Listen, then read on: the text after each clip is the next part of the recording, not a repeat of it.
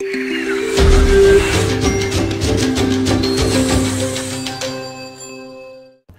was a video that I shared on our Twitter feed of a candidate out of St. Petersburg, Florida. She's running out of District 7. Her name is Aretha Akile Kenyon, and she was being interviewed by the local media.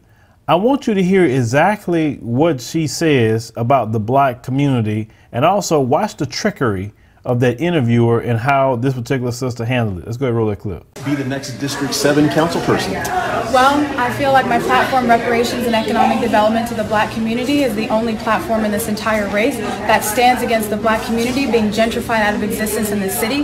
The black people right now are under attack by the city government. We're being pushed out by people, gentrifiers, land developers, the politicians in office. They work for them. They're being funded by them. My opponents are being funded by these big developers.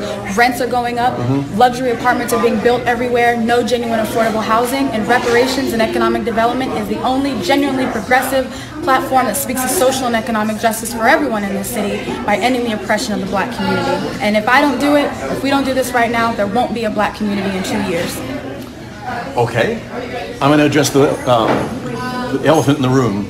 Your opponent, Chico, you're familiar, he has made statements that he doesn't support the gay agenda, as he calls it, and he plans to make sure that taxpayers don't go to support gay-supported things. What do you think about all that? Well, I want to redirect this discussion because I think that this whole thing about, this non-factor candidate who hasn't raised any money in his campaign, he's not running a real campaign, he's not the person I'm fighting against. In fact, as offensive as his remarks are, the reality is the elephant in the room is the oppression of the black community. And the media is attempting to divert everyone's attention away to the real fight, which is the fight against these big developers, these gentrifiers that are pushing out the black community. They're trying to divide the people of the city by making the black community the face of anti-LGBTQIA, but that is not what this fight is about. This fight is with us and the big money politicians and the big money developers, and I won't even engage in a conversation about a non-factor when my real opponent, the incumbent, is the one that is responsible for opening up the door for these gentrifiers, for people like Carl Nurse to come into my community and push us out. That is the fight. That is what the people are talking about, not this nonsense that the media is trying to tell people that is the problem. That is not the problem. That is not what I'm hearing when I'm going door to door talking to people. They're talking about their rents going up. They're talking about sewage in their water. That's what people are talking about. So if the media has their ear to the ground and is actually listening to the people, you would know what this fight is about, and it's not what this person is saying. Fair enough. Thank you, ma'am. Now, this particular candidate, Sister Aretha, I am very, very impressed that she stuck to the message. She stuck to code. She did not allow him to throw his trickery around and get her off base and off message with throwing in the other opponent and talking about a gay agenda. What that has to do with anything with the voters in that particular district?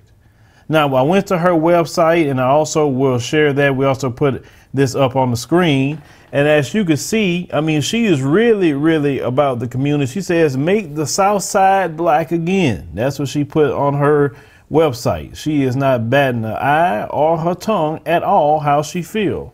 Now, if you look at her platform, put that up, restoration of economic development of the black community through reparations in the anti-black, undemocratic rigged election system in St. Petersburg. We need a real single member district election. In the gentrification of the black community, create genuine affordable housing, black community control of the police, create a people-based budget to improve the quality of life in our city, build women's health programs to address disparities faced by black mothers and children, fix the failing education system, sewage and water bills, tax the developers, not the people, workers' power for city workers, automatic restoration of voting rights for people with felonies who have been released from incarceration. Now, I'll provide her website. You guys can go click it and read all that because she talks about this in extensive detail. Now, due to her passion, due to how she felt about the community, and this is the kind of politicians that we need, I want to make sure not only to say, yes, yes, go, go, go, because that's great to do, but how are you going to help her win without putting skin in the game? We have to donate to help her win because she has an incumbent opponent. It's a local election, so she can get people to support her from all over the world. So let's do that. I want to put this up real quick. So I'll let you know that I made sure to give a donation to her campaign. Why? Because I know she's important for the black community in St. Petersburg, Florida. So we need to support her. See, it can't just be in word. It has to be in financial support so she can do, more things to try to win this election. So what I'm asking many of you to do is go to her website. We'll even provide the donation link. It'll be in the pinned comment. Go and donate whatever amount you feel like donating after hearing her fight for the community with passion, not biting her tongue, not getting off message, not getting off code, anything. If you want to encourage more candidates to be that way, they have to see a major support coming in for that. And that's going to start shaking up politics as well. The conversation is changing, but you also have to have the financial support. And we could support her from all over the world. So what if 1,000 people, 2,000, 3,000 people or more donated to her today? She'd be like, where is all this coming from? It'll be coming from the community and anybody who support the issues that she is presenting to let her know that you're on the right track. You understand? And then when you donate and let her know that you appreciate what she's doing, and even just show her that, hey, yeah, I want to support, I donated X amount, and that's it. Let her know, because we need to let her know that we support her campaign. And that goes for any politician. If you're talking this way about the black community, you will have our support, period. You're not letting these people trip you up to start talking about other issues outside of what's going on in the community. And like she said, the community is about to be gone. They're making sure of it. They trying. So it takes us to fight against that. I mean, if you're going to go away, at least go away with a fight. Don't go away and you didn't fight back. You understand? So what if we had all the members of the CBC talking like this, sister? We would actually get somewhere in America. But the majority of them is part of the Black Boule. And, we have a video on our Patreon page explaining the origins of the Black Boule. Make sure you join our Patreon page to see that video, because that video is something that you really need to get informed on, and why we as Black Americans must take it to the Black Boule, because they are in step with white supremacy and keeping us down and oppressed. But shout out to this particular sister, Aretha. You're doing a great job, and, we highly support you. I definitely would like to reach out to her. And we're going to see if we can do that and hopefully bring her on the show and let her explain, her platform a little more. But from what I'm hearing, I wish she was here in Houston.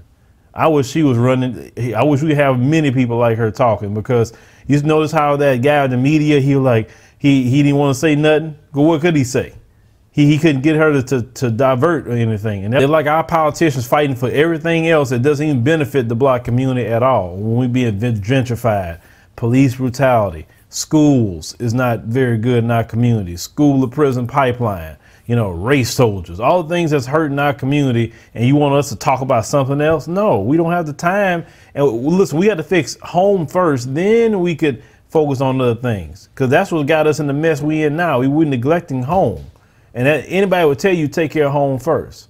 So, leave me a comment. Let me know what you think about Sister Aretha in this particular piece and how she responds. And I'm asking all of you who not only get impressed by what she's saying, especially if you live in St. Petersburg, Florida, I need all of you to go out and vote for this sister. Get her on the city council. She's going to fight for you. And if you don't live in St. Petersburg, Florida, send the sister a donation, because she needs to see that she has not only support in her community, but she needs to see that she has the African diaspora support.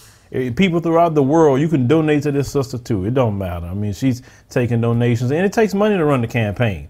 I mean, none of that's free. And we have to understand, as black people, if we want something, we got to put skin in the game, because every other group understands that. And that's why they donate even on the small level, because what this sister's saying about gentrification is real. They're trying to throw us out of our neighborhoods, on the streets. Look at LA. Look at all the black people that's on the streets in LA. You understand? They want to do that in every city if they can. We have to put up a fight against that and not let them.